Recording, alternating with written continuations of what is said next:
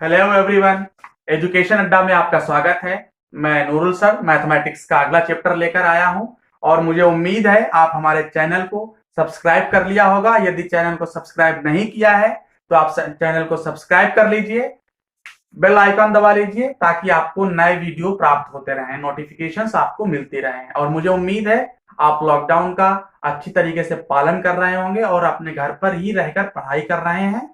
और कोई भी आपको डाउट है तो आप कमेंट सेक्शन में डाल सकते हैं, उसको भेज सकते हैं मेरे पास और मैं उसको आपका डाउट का सिल्यूशन देने का कोशिश करूंगा।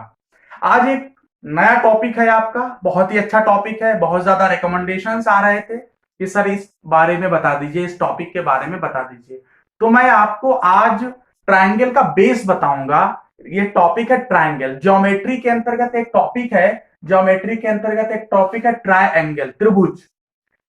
इसके बारे में मैं आपको आज समझाने की कोशिश करूंगा कि ट्राइंगल का बेसिक कॉन्सेप्ट क्या होता है, ट्राइंगल क्या होता है, ट्राइंगल कितने प्रकार के होते हैं, ट्राइंगल की प्रॉपर्टीज क्या है और कॉन्ग्रुएंट ट्राइंगल क्या है, सिमिलैरिटी ऑफ ट्राइंगल्स क्या है। इसके बारे में मैं आपको पूरा का पूरा कॉन्सेप्ट समझाने का कोशिश करूंगा। तो बच्चों, ट्राइंगल क्या होता है सबसे पहले मैं आपको बताऊंगा। ट्राइंगल, देखिए ट्राइंगल जो होता है आपके दो वर्डों से मिलकर बना हुआ है, ट्राई और एंगल। ट्राई का मतलब होता है तीन और एंगल का मतलब होता है कोण, त्रिकोण। लाइक इसको हिंदी में कहते हैं त्रिभुज। त्रि का मतलब तीन, भुज का मतलब भुजा। तो क्लियर है, यहां से इसके नाम से ही क्लियर है कि एक ऐसी ज्यामितीय आकृति जो कि तीन भुजाओं से मिलकर बनी हुई हो और ये तीनों भुजाएं एक दूसरे को प्रतिच्छेदित करती हैं, अर्थात ऐसी बंद आकृति जो तीन भुजाओं से मिलकर बनी हुई हो वो त्रिभुज कहलाती है। एक बार और सुन लीजिए, a triangle which is formed by three sides of intersecting are called a triangle. मैं उम्मीद करता हूं आपको समझ में आ गया होगा कि ट्राइंगल क्या होता है। त्रिकोण, तो ट्राइंगल ये है आपका, ये आपका मैंने बताया a closed figure which is formed by three intersecting lines. जब तीन लाइंस आपके इंटरसेक्ट्स करेंगी, प्रतिच्छेदित करेंगी एक दूसरे को, तभी तो ट्राइंगल का फॉर्मेशन हो पाएगा। जैसे तीन भुजाएं तो ये भी हैं, ये हैं और ये हैं, लेकिन ये क्लोज्ड फिगर नहीं है और ये क्लोज्ड फिगर नहीं है लेकिन थ्री साइड्स हैं, तो ये आपका ट्राइंगल कहां बना। तो ये आपके लिए प्रॉपर्टी में पता होना चाहिए, अ क्लोज्ड फिगर, बंद आकृति जो आपकी तीनों साइड से एक दूसरे को प्रतिच्छेदित करती हो, वो आपका त्रिभुज कहलाता है, ट्राइंगल कहलाता है। अब मैं आपको बताऊंगा टाइप्स ऑफ द ट्राइंगल, त्रिभुजों के प्रकार बताएंगे। जो टाइप्स ऑफ द ट्राइंगल्स होते हैं वो दो प्रकार के होते हैं। पहला on the basis of sides, भुजाओं के आधार पर, और दूसरा होता है आपका कोणों के आधार पर, on the basis of angle.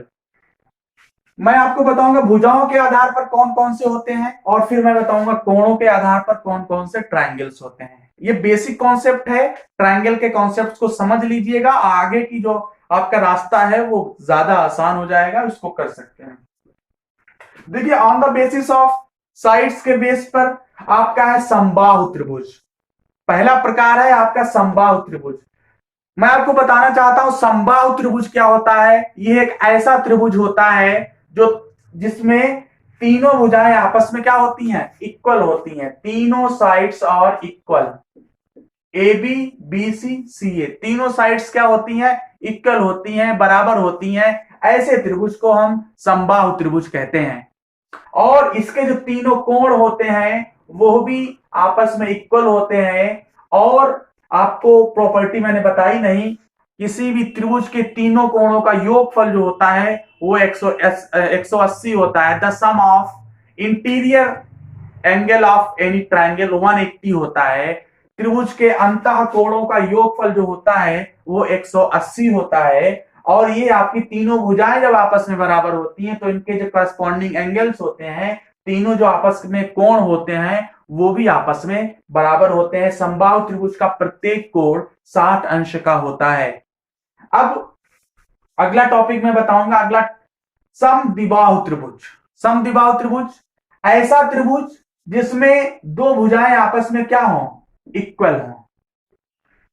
समद्विबाहु त्रिभुज, ऐसा त्रिभुज जिसमें दो भुजाएं इक्वल हो और तीसरी भुजा असमान हो, ऐसी जो भुजा होती, ऐसा जो ट्रायंगल होता है वो आपका समद्विबाहु त्रिभुज कहलाता है। समद्विबाहु त्रिभुज के आमने सामने के जो कोण होते हैं वो क्या होते हैं, सीपीसीटी। इसके सामने का ये कोण और इसके सामने का ये कोण क्या होता है, यदि ये दो कोण, ये दो भुजाएं बराबर हैं तो ये दो कोण भी आपस में बराबर होंगे। ये समद्विबाहु त्रिभुज की एक प्रॉपर्टी है, सीपीसीटी रूल है। आगे मैं आपको बताऊंगा करस्पॉन्डिंग कॉन्ग्रुएंस ऑफ ट्रायंगल, जब कॉन्ग्रुएंसी के बारे में मैं आपको बताऊंगा तो समझाने का कोशिश करूंगा। अब आगे है आपका विषम बाहु त्रिभुज। विषम बाहु त्रिभुज जैसे नाम से ही इंगित हो रहा है, व्हाट इज द विषम स्केलेन ट्रायंगल, मैं बोलता हूं इसको विषम बाहु त्रिभुज। विषम बाहु का मतलब ऐसा त्रिभुज जिसकी तीनों भुजाएं आपस में बराबर ना हो, वो आपका कैसा त्रिभुज होता है, विषम बाहु त्रिभुज कहलाता है। ये आपका विषम बाहु त्रिभुज का फिगर बना हुआ, आकृति बना हुआ, जैसा देखने में भी लग रहा है तीनों भुजाएं आपस में बराबर नहीं है। तो ये मैं उम्मीद कर रहा हूँ ये भुजाओं के आधार पर जो आपके त्रिभुज थे वो आपको समझ में आ गए होंगे। मैं अब चलता हूं कोणों के आधार पर triangle, on the basis of angle. पहला है आपका न्यून कोण त्रिभुज। न्यून कोण त्रिभुज आपको पता होगा, न्यून कोण क्या होते हैं, देखिए न्यून कोण क्या होते हैं, ऐसा कोण जिसका मान 90 अंश से कम होता है वो आपका न्यून कोण कहलाता है। जैसे ये कोण है और ये आपका 90 अंश से कम है, तो ये जो कोण कहलाएगा वो आपका क्या कहलाएगा, न्यून कोण कहलाएगा।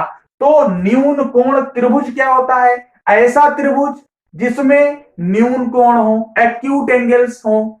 ऐसा त्रिभुज जिसमें एक्यूट एंगल्स हो वो आपके न्यून कोण त्रिभुज कहलाता है। मतलब ये इसमें तीनों त्रिभुजों, तीन जो कोण हैं इसमें प्रत्येक कोण का मान 90 से कम होगा और तीनों का जो योगफल होगा वो 180 होगा।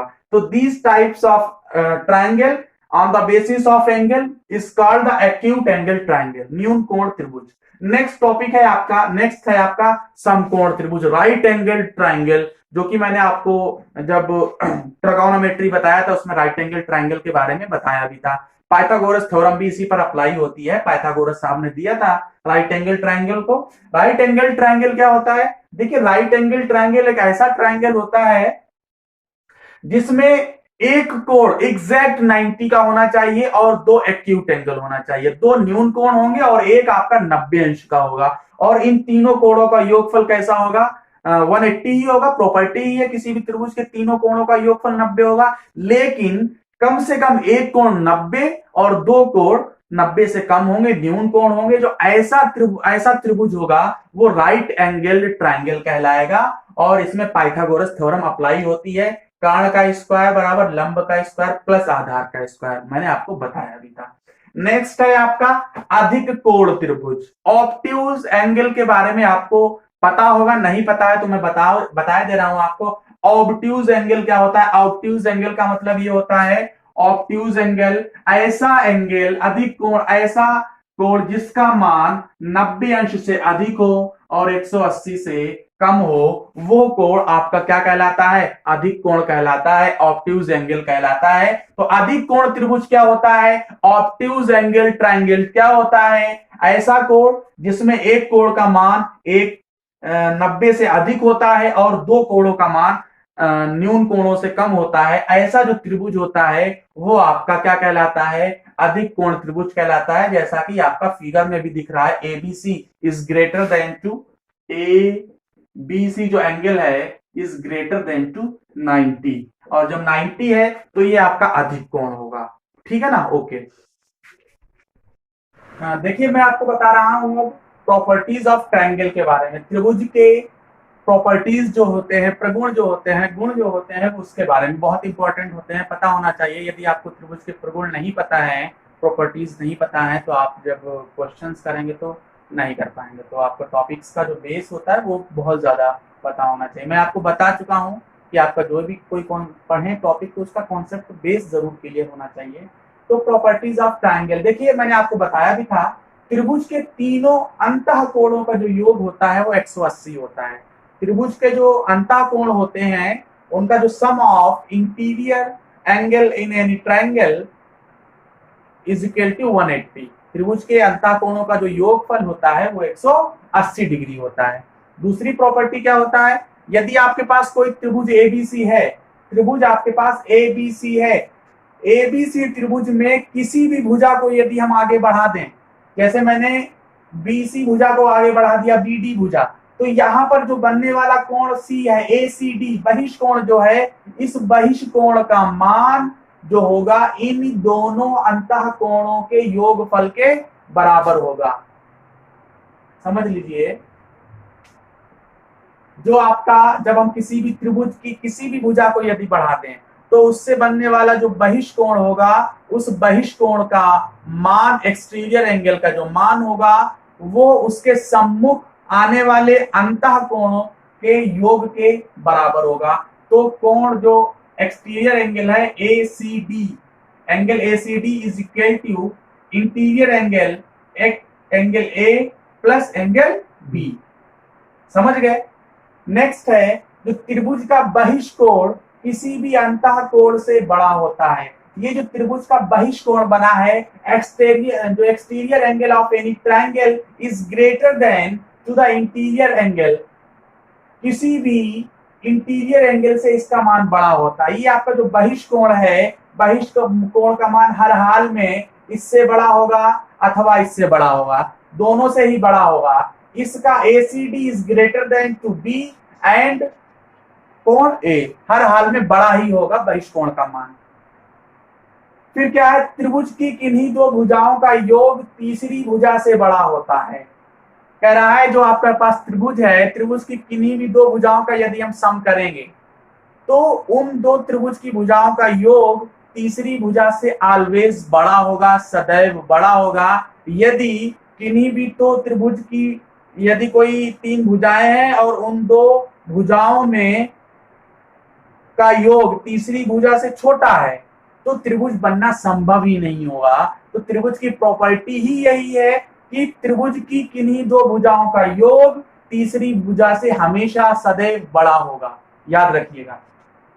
नेक्स्ट है, त्रिभुज में बड़े कोण के सामने की जो भुजा होती है वो बड़ी होगी ऑलवेज, याद रखिएगा। त्रिभुज में जो बड़े कोण के सामने की जो साइड होगी वो ऑलवेज बड़ी होगी और छोटे कोण के सामने की जो भुजा होगी वो हमेशा छोटी होगी।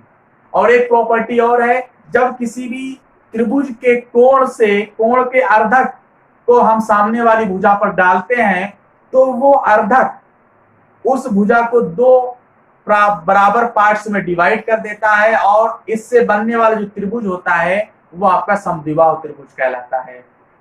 Thank you.